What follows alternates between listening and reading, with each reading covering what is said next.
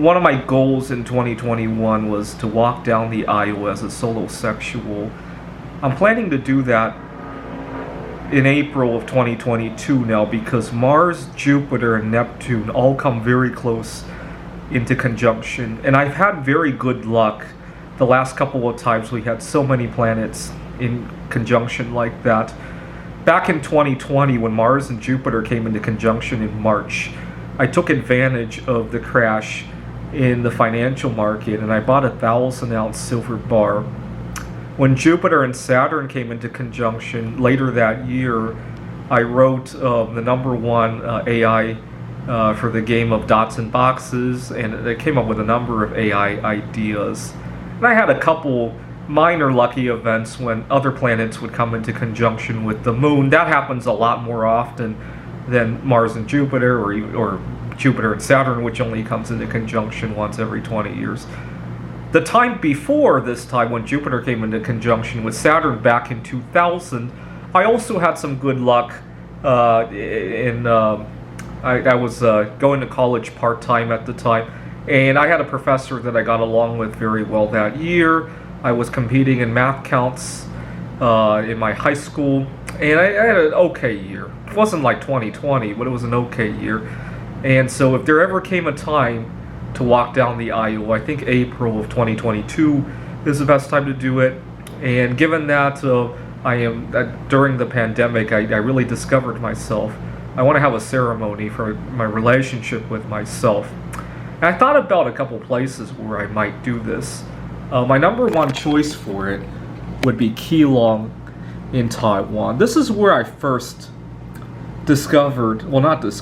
but appreciated what scientists called the overview effect.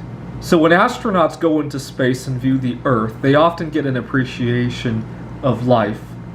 And when I was in Keelung, the skies were very dark, and I got to see Venus with Jupiter and the moon. I distinctly remember the layout that year. It was 2018, so if you want to look it up.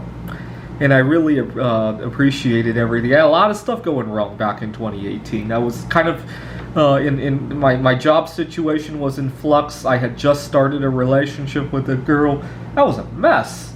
And so at the time, I thought I was going to marry her, and I thought my time as a single guy was coming to an end. Little did I know it was only the beginning of it. I got to thank, the events of last year for making me realize just how much I am happily single. But this would be my number one choice for where I would walk down the aisle as a solo sexual. I also thought about Gdansk Bay, Poland. This is the beach that I went to back in 2017. I took a ride on that. That's a Ferris wheel over there, and didn't get to experience the overview effect, or sometimes I like to call it the underview effect, because we're looking above, right? Sometimes you can also experience the overview effect from 30,000 feet, right? Maybe you don't have the money to go 62 miles high, but you can do it from 30,000 feet as well, right? Especially over the Rocky Mountains or over Siberia. That's where I usually experience it. But the underview effect is just as good sometimes.